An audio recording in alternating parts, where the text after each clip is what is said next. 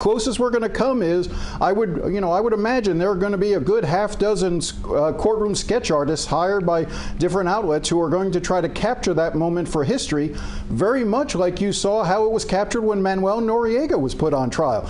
The images from that trial are all entirely from courtroom sketch artists. So that's what we'll likely see tomorrow. Former President Trump is now exiting the plane. He appears that he will walk directly into a waiting black SUV. The door is being held open for him. He's walking down alone. He did a quick wave there. The gentleman behind him is also, I'm trying to see if he's going to get in the car. No, he is shutting the door, so the president just got in the vehicle alone. Now that man is getting into the front seat, but he did walk down the plane steps to the waiting vehicle by himself. Former President Donald Trump now on the ground here in South Florida, about to start making his way towards his Trump Doral resort. So a quick trip across 36th Street to 87th Avenue in Doral, assuming that is the route that they take. That's usually the quickest way. So do anticipate some traffic in that area. If you know anyone heading out, could be a slow go. You could have to pause for a police motorcade. Perhaps it's going to be blocking off some streets. Jim, while we await that transit over to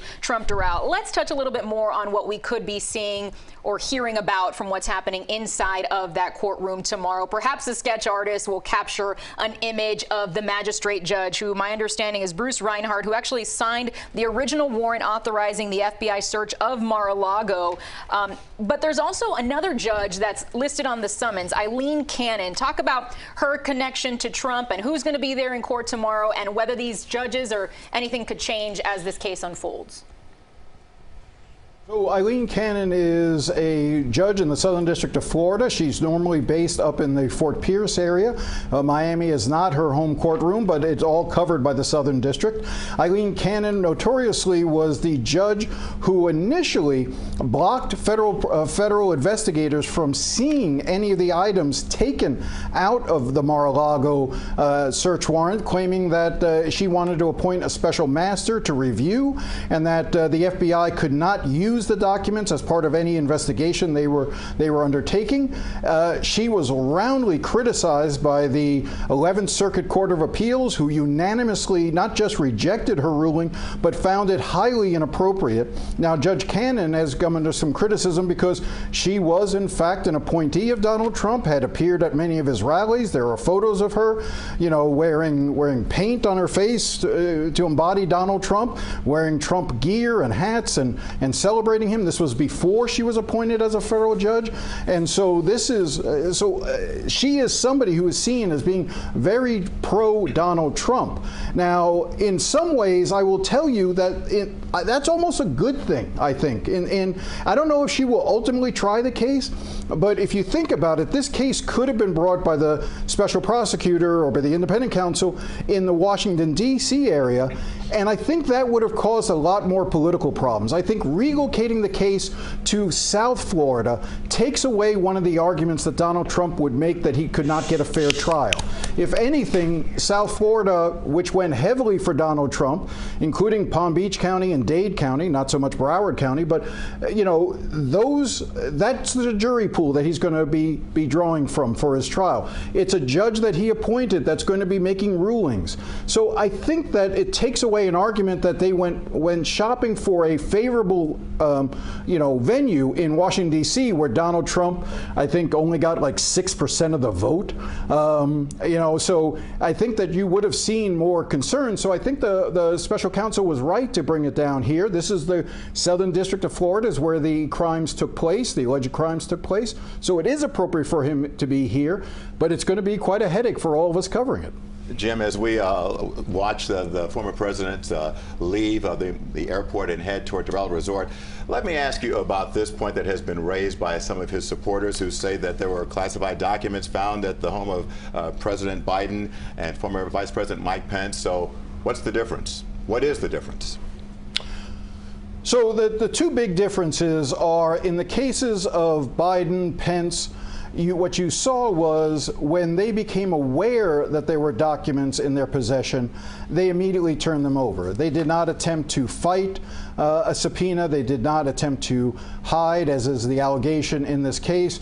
both Pence and Biden returned the records, and it was seen as, in the case of Mike Pence, who the prosecutors decided not to criminally charge, that it was inadvertent. We'll see what the counsel or the prosecutor in the Biden case determines as well, if it was inadvertent.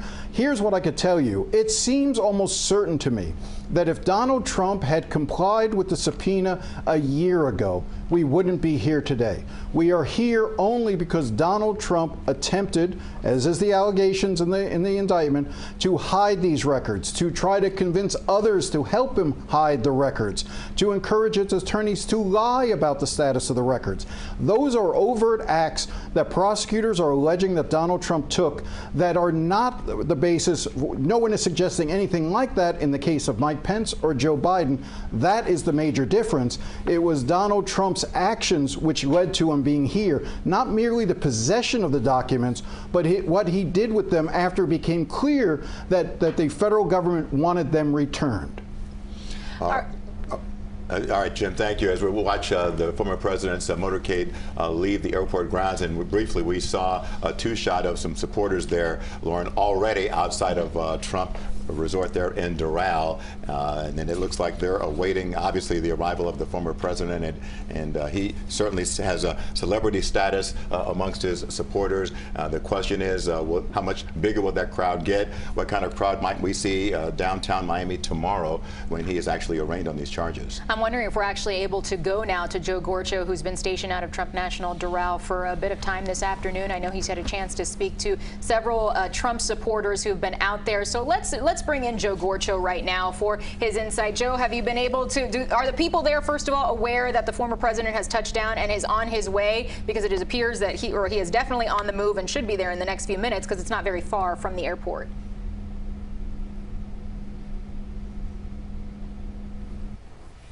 Trump Doral has come to a standstill. Police have blocked off access to this street, anticipating the president's arrival, former president's arrival, and the motorcade. And you can see behind me there are Trump supporters waiting to catch a glimpse of his arrival here. They're standing with him as he faces the indictment that we spoke to about earlier in great depth. Now, moments ago, about 20 minutes ago, there were some real tense moments right in the middle of the street where, for the first time in the few hours we've been out here, there were some anti-Trump protesters making their presence felt, and it started a conflict where police had to come here, break it up, and send the other person that was an anti-Trump supporter a little bit farther down the road away from the residence because of the conflict that was being created with him there. And then one of the Trump supporters coming out into the middle of the street, almost causing a real big problem. So tensions have been rising a little bit with a couple people that are against Trump making their way here. But there is as much media presence equivalent to the amount of Trump supporters here. So great intrigue and interest ahead of his arrival here in just a few moments. All right, it appears as though the motorcade is passing 72nd Avenue and 36th Street. That's right by TGK, the jail. So just to give you an idea of how far this motorcade is right now, Joe, about your guess, what you could see, how many people are gathered out there right now, and how long have they been out there? I heard you talking to someone earlier who said this doesn't just feel like an attack on the former president, it feels like an attack on them. They're taking this personally. They are taking this personally, and some are willing to go as far as say that they'll do anything it takes to support the president, including fighting or, a worst case scenario, as tensions continue to rise. They're hoping it doesn't come to that. But honestly, there's about dozens of people here so far. The crowd's been here probably for a couple of hours just waiting for the arrival. We've seen a few more come as we get closer and closer to Trump actually arriving to his resort here. So that's what we're waiting for, and that's the amount of presence here. But there's been strong media presence all day. I would venture to say there's been almost as much media support, media presence here, as much as Trump support, again, as we await his arrival coming right down the road in just a few moments. Yeah, and his arrival will be imminent because his motorcade is just leaving underneath the Palmetto Expressway there, Joe, so it won't be long before you see the president there. And obviously the concern, you talked about the security. What kind of police presence do we see out there, Joe, and has it been building? Has it been building in anticipation of this moment? Yeah, there's been more presence from Doral police here locally, as you've seen, securing the outside, making sure that the folks here that are supporting the former president are kept in a good spot. And you see the cars blocking off traffic as well, clearing the roads. And and you just see people getting more and more anxious and more ready to see the former president make his arrival. But we've seen a security increase outside Trump Doral throughout the hours here, and just you can see right towards there, you see officers making sure the area inside of the resort is cleared off. You see some media presence across the street. You see supporters on our side of the street here on 87th Avenue. So really just everyone's waiting now. This is the moment they've been waiting for several hours since they learned about this arrival from Trump ahead of the arraignment on Tuesday. Joe, and that moment could be happening any minute now. We did lose our chopper picture of the president's motorcade because it was traveling on 36th Street and it went underneath the Palmetto Expressway so it should be soon. But yeah, we're starting to hear those as well, so getting a lot closer. Again, this is on 87th Avenue, so not a far distance from the Palmetto Expressway to there. So Joe, what's your take, or what have people told you? It doesn't seem like they're going to see much, perhaps a wave from the former president, if anything. So are they just going to pack it up after he drives by and then circle back and sort of gear up for tomorrow? Or a lot of the people who are out there today anticipating also being at the courthouse tomorrow?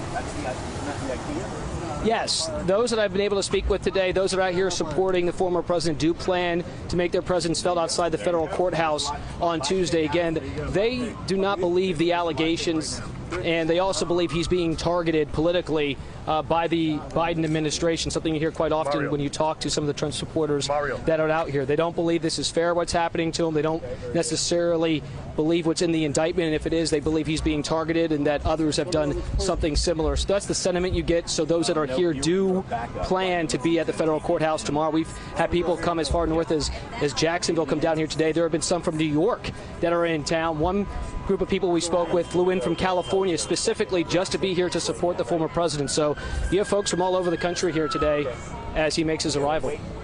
And we hear the sirens there, and we see the traffic blocked off there at the corner of 36th Street and Galloway Road, 87th Avenue.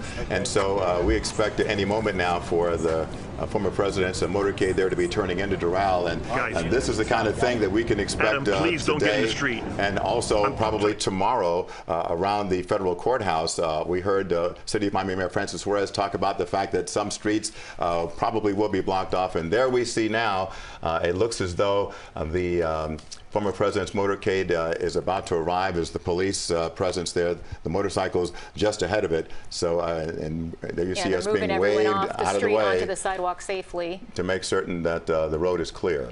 Joe, sort of paint the picture for us. Set the scene. Are people starting to get more excited? Are you hearing chanting, clapping? What's going on? Let's open up your mic so we can hear what you're hearing. Yeah. Everyone has turned into a cameraman out here on this sidewalk on 87th Avenue. Everyone has their phones out. You're hearing some cheering behind us here. People finally getting more and more vocal after being in the sun all hours. Everyone looking to catch this part of history. You see some obvious police officer vehicles slowing down, making sure that everything is secure on the road, trying to make sure that those supporters are staying on the sidewalk, not venturing into the street. You're hearing some people chant "Let's go Trump" as we see more and more secure vehicles come here, slowing down again, making sure the area is secure for the former president as he gets closer to his arrival. But I venture to say everyone out here has their camera out, reporters and supporters alike, everyone trying to record their little piece of history here. Joe, we saw him get into the back seat of a black SUV, but it looks like the tinted windows are just so dark you can't really make anyone out, and it doesn't appear as though any of those SUVs had that back window rolled down. So it doesn't appear as though he's acknowledging any of these gathered supporters, right? Not that I've seen. We saw some slowing down. I couldn't see inside any of the vehicles, like you mentioned, the tinted windows. If I had to guess, I would have presumed he was in one of those secure vehicles we just saw just moments ago, but couldn't really make it out. We didn't see a window be rolled down. Couldn't really get a gauge of what vehicle he was actually in. But at this point, you see the motorcade and the cars going into Trump Doral as Trump makes his arrival here ahead of tomorrow's arraignment. And certainly there is some applause and loud support off in the distance here, just about a half a block away, flags waving, as this is the moment they've been waiting for all day as they are backing what they say is their president here in Doral ahead of Tuesday's arraignment. All right, Joe, thank you so much. And if you're just joining us, recapping what you're viewing so far, about 25 minutes ago, former President Donald Trump touched down in Miami, flying in from Bedminster, New Jersey. Tomorrow, he will be arraigned at the federal courthouse in downtown Miami on those charges related to his alleged mishandling of classified documents at his Mar-a-Lago mansion. You're looking at a live picture of the scene outside of the Doral Resort, where the former president will hunker down for the night. Across lot of his supporters are there. They didn't get a glimpse of the president as the motorcade, all of those vehicles with tinted windows. You weren't able to see which vehicle he was inside, but they believe that the man that they believe in certainly just rolled by. And it looks as though traffic is back open there on 87th Avenue. We thank you, Joe, for your reporting from there. You saw just the heavy police presence. And Jim, pretty wild to believe that this time tomorrow, this could be done. It could be such a quick court hearing tomorrow, but no matter how quickly this all wraps up in court tomorrow, there needs to be a lot of manpower hours put into the planning of the security around this situation tomorrow. Let's bring in Jim DeFede once again. We'll talk to Peter Dench in a moment about the security. Jim, I'm glad you're back because a lot of people are wondering, so can he run for president? We know the answer is yes. He can continue on, and not only can he run for president, it seems as though the people who are running against him have actually come out in support of him in the last couple of days, right? Yeah, and that's an important point. Let's be clear that it is very, very unlikely that either the New York case or this case will be resolved before the November 24 election. I just don't see it. I see that the Trump team will likely want to drag this out. They don't want a trial to take place prior to the election. This is good for them right now in the sense politically this is good for them. The indictment itself is extremely scary legally, but politically this works for the president. In addition to giving a speech tonight at 8:15, he immediately after that speech walks into a fundraiser where he's going to raise money from his indictment. And I want to go to a point that Joe was talking about earlier and others were talking about earlier with regard to the crowd out there being supportive of the president, feeling as if this was being done to them. That is Donald Trump's strategy. Donald Trump's strategy is to get his supporters to see that, or to believe that they are not coming after him. They're only coming after him to get to them, and that he's just a proxy in this fight. Now, what is troubling to me, I understand the psychology of that, the politics of that, but it's the other candidates, it's other Republicans that we have not heard from. So when you have people outside of the Trump Doral or in downtown Miami or on social media talking about this is now war, that this is something that, the Constitution has been thrown out, all those sorts of things that we have to now fight back somehow. Where are the Republican voices talking about respect for the process, respect for the rule of law? Nobody that I hear, and Jim asked me the question earlier about how does this compare to the Mike Pence and Joe Biden investigations over similar issues, and I explained earlier that they are really different because we're here because Trump refused to comply, whereas both Biden and Pence have been cooperating. So putting that aside, the reason why that is out there is because Donald Trump is putting it out there, and nobody is pushing back against it among Republicans.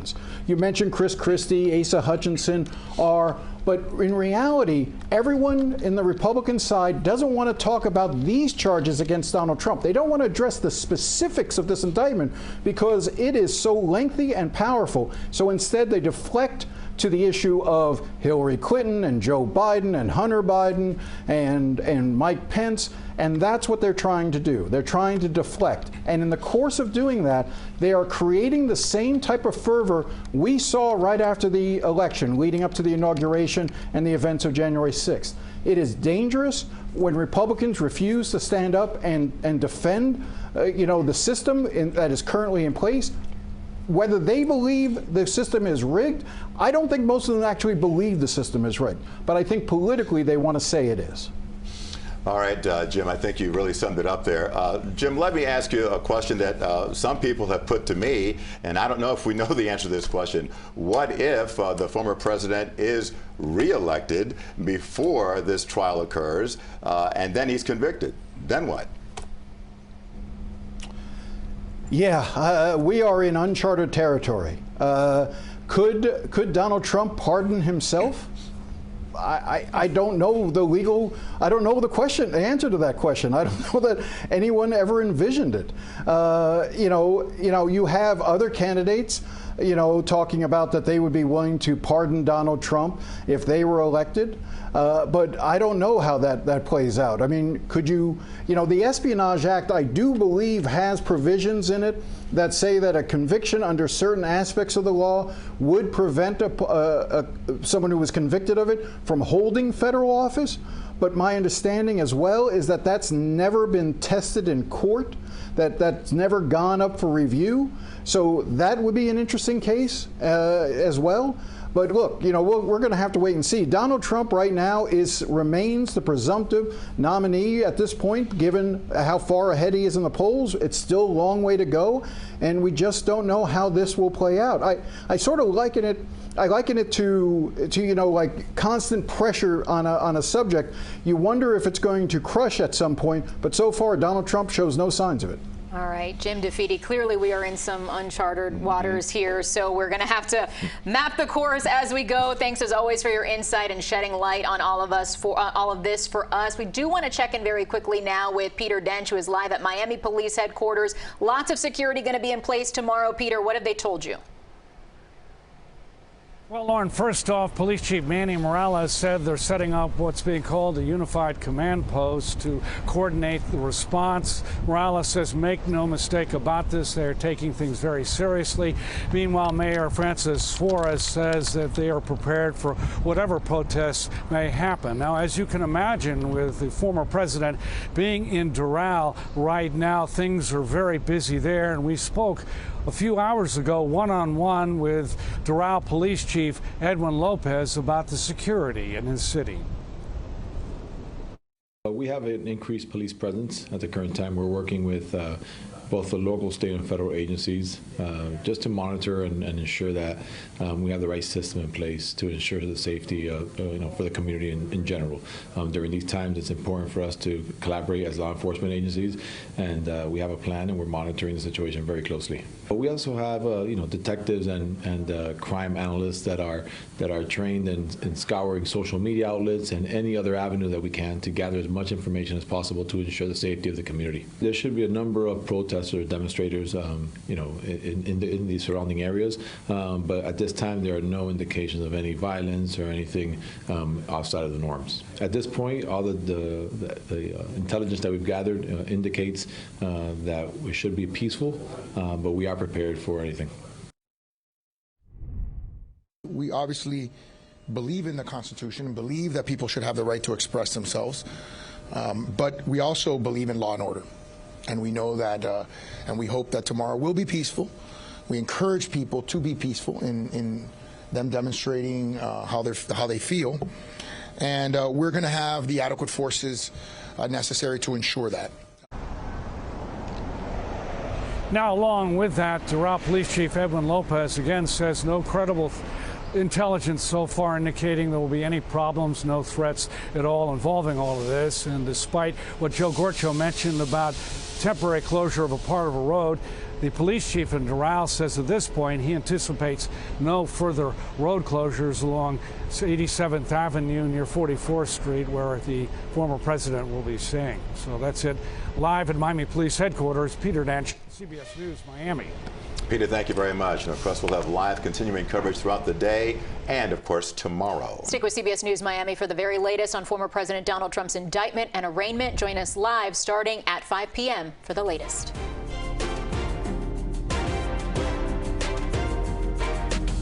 Use the term exhibitionism, but I think in general, there's a lot of women out there that don't have that natural sense, and they're doing it to please other people. And when you do that, you chip away a little bit at your self-esteem and your self-worth. Okay, just in the short time that you've spent chatting with Nicole, does she come across as someone that is just putting her body out there? Well, I mean, I've seen one picture and seen her here. I think she comes across to me as an incredibly beautiful, articulate, caring young woman. But that doesn't take away from the fact that I feel like in society in general, I feel like we're over-sexualizing, we're putting too much out there, it cheapens women. I do think it's a part of the typical male-female situation, and I don't think that empowers women. Yes, what do you want to say? We've talked a lot about what it means to dress in a way that feels desirable and that feels attractive. And I think we've seen from all of the women that have spoken today that feeling desirable and feeling attractive does not come from external validation and what other people think, but it comes from a much more internal level. And there was something that was said about women being sexualized, and I 100% agree, women are over-sexualized. However, the solution to fixing that problem is not telling women to cover up, but telling everyone else to stop sexualizing women because of what they decide to wear. Exactly. So are we gonna tell dogs not to bark? Are we telling dogs not to bark? Men are gonna see your sexual Well, not parts all and men are respond. like that. I think you're making men into a really broad category. And to piggyback on what she said, it's really maybe a conversation that you should have mother to daughter and expressing your fears on, you know, what you're fearful of what that dressing will lead to versus woman to woman and shaming someone for their outfit choices. Susan, do you think women dress for themselves? No, I don't. Who do you dress for, Robin? I dress for two people. Tomorrow, quiet quitting has become a movement. I am not going to kill myself over a job that doesn't care about me. Quiet quitting is just doing the job you were hired to do within the schedule you've been given to do it. How do you get ahead if you're a quiet quitter? This is a nice way to say you're lazy. You're spreading this notion to people that that's causing a lot of issues, but you're promoting not working hard. I think quiet quitting is bull. That's tomorrow. Then, on Wednesday, Patty Pruitt. She has been serving a life sentence after being convicted of murdering her husband, Bill.